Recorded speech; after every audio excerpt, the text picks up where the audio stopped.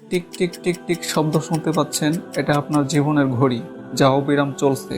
প্রতিটি সেকেন্ড চলে যাচ্ছে আর ফিরে আসবে না। আপনি কি এই মূল্যবান সময়কে কাজে লাগাচ্ছেন, নাকি শুধু হারাচ্ছেন?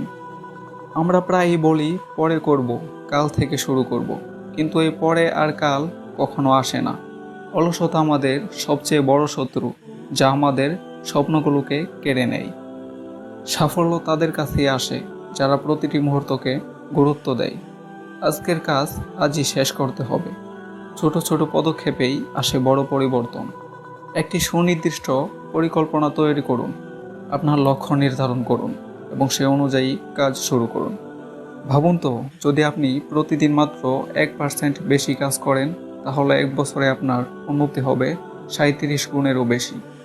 আপনার সময় আপনার সবচেয়ে বড় সম্পদ। একে বুদ্ধিমানের মতো ব্যবহার করুন।